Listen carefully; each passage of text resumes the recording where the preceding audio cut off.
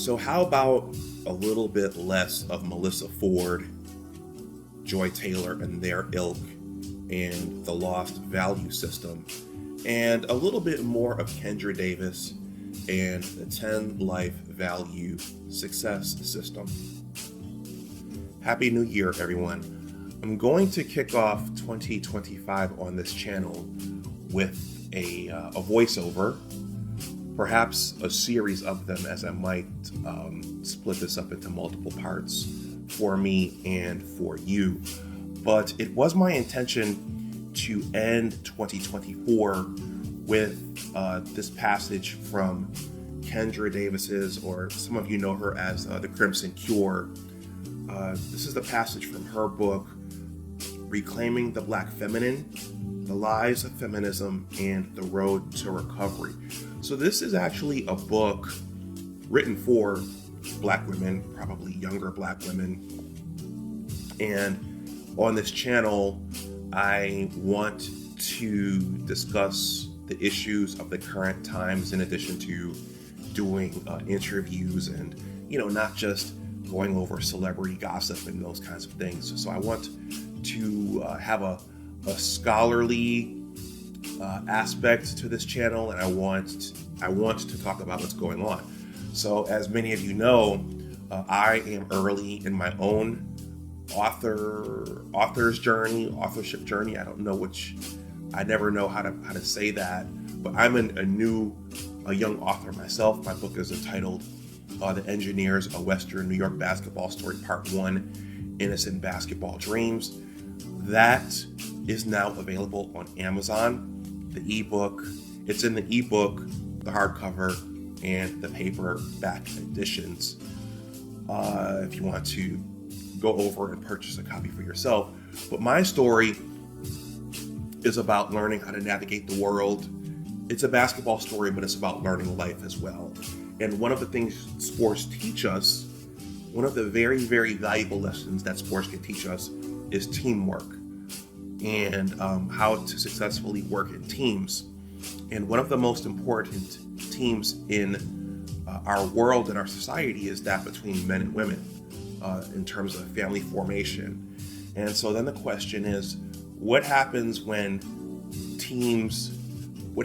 players on a team can no longer work together? What happens when you're fighting over the ball? What happens when you have too many shooters? We know that in the context of basketball, a team needs shooters, it needs rebounders, it needs defenders, it needs someone to handle the ball, it needs everyone has a role. But what happens when someone doesn't like their role anymore? And what happens when someone refuses to play their role? Or they look at the other person's role and they say, well, I want that role. Well, what's going to happen is the entire team is going to suffer. The entire society is going to suffer. And the entire civilization is going to suffer. So I hope Mrs. Crimson Cure, Kendra Davis, doesn't mind me reading this passage from her book, because I think it speaks to that. And I don't know if any of you know Kendra. Kendra, if you hear this, I would like to interview you one day. But this particular passage from chapter 8 of Kendra's book, it's entitled The Depth of Feminine Power. I think it gets to that. It gets to what a woman's power is, what her natural power is. And, does it involve does it involve a man's power? Does feminine power involve performing in men's roles? And then it also asks the question, is feminine power okay? Is it okay to be what nature intended you to do and what nature intended you to be? Is there power in those natural roles? Well, we're at a place right now where those roles aren't necessarily seen as valuable anymore, and those roles aren't necessarily seen as important anymore. This may get me in trouble with some people, but this is one of the issues of our time in our current modern society, where we're facing things like population collapse and the breakdown of nuclear families and everything that comes with those. So this is a passage from chapter 8 of Kendra Davis's Reclaiming the Black Feminine, The Lies of Feminism, and The Road to Recovery. I will probably split this up into multiple parts. This is Big Discussions 76. My name is Dr. Anwar Yusef Dunbar. Please like, share, and subscribe. If you want to donate something to the channel, my Cash App and PayPal are below in the description box. You can also leave a super thanks. The link to my book and my newsletter are in the description box below. Please let me know what you think about this passage in the comments section below. Always remember that your attitude determines your altitude. Always try to do your best. Take care, and I will talk to you the next time. Bye-bye. You're so incredibly powerful that it's scary, but you've got to see it, understand it, embrace it.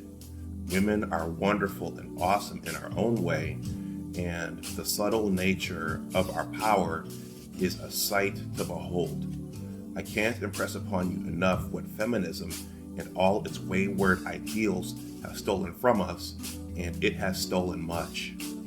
Through the raising of children, we can influence the path of any society.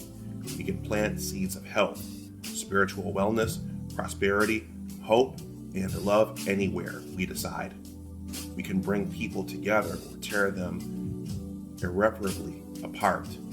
Women have power. It isn't pseudo male power.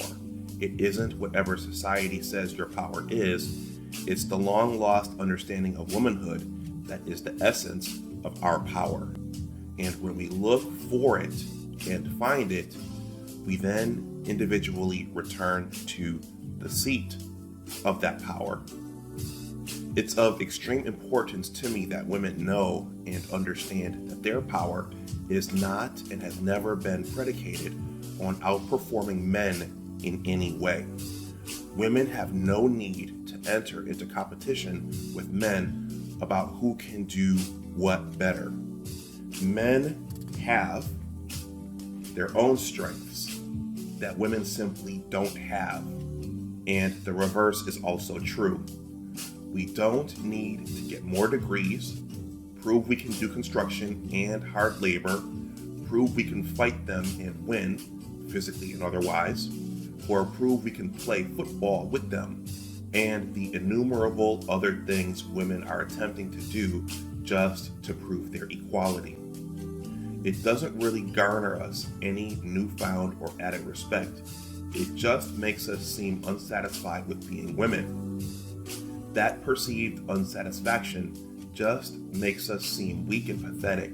It's become increasingly rare for me to see women celebrating their womanhood, where it has nothing to do with being able to be the quote-unquote first woman to blank place entrance into some male-dominated space in the blank. The fact that we spend so much time trying to outdo men speaks to not only women having a misplaced idea about equality, but it also proves many may not even understand what femininity and womanhood looks like.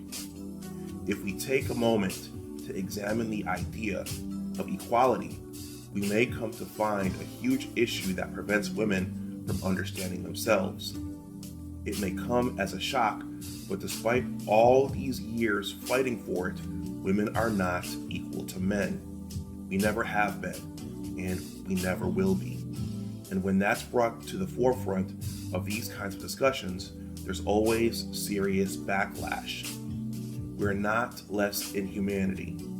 We're subordinate in the pecking order. It's the very idea that men and women are the exact same in nearly every way, with no significant or measurable differences, that has landed women in this perpetual state of trying to prove biology wrong. Biology is not wrong, even if we've decided that traditional gender roles are man-made societal constructs. We are not men, and we should ask ourselves why we're trying to be and what's the obsession with the concept. Understanding your own power as a woman is inexorably tied to to your biological function and purpose. And it was due to these simple things that gender roles came to practice. Once women accept that subordinates within a system or group does not mean irrelevance or unimportance, they will be better able to accept a woman's quote-unquote place. Now, there may be some women reading this that are thinking women aren't trying to be men. They're trying to be recognized as equally important members of society. While that statement may have been true at some point in the fight for women's rights, it's certainly not true now. It is an all-out competition with women trying to be better than men at what men have always been better at. The fact that we have yet to rival them in key areas of nation building, pioneering, and dominating key industries that help keep society afloat proves what biology has already established. Women will always be frustrated about not being able to outperform men in the area of mobility. So why are we trying so hard? Understanding mobility is not a feminine power, but that does not mean we are not already equally important members of society.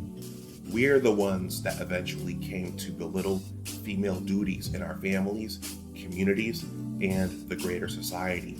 We're the ones that see the female side of traditional gender roles as meaningless and insignificant. We're the ones running around talking about how women shouldn't have to be tasked with giving birth, as if the human race could survive without our ability to gestate and cultivate life within our wombs. After all, who else is going to give birth if not us? Men can't biologically perform this much needed function, yet we make it such a small thing to do. It's penis envy at its finest, or maybe at its worst. Women have always been important and valuable, and we used to know this for a fact. Women used to be secure in our positions within society, and moreover, we used to be secure in the essence of being women. Now we think being women, or what kind of women we want to be, or think we should have something to do with measuring up to men.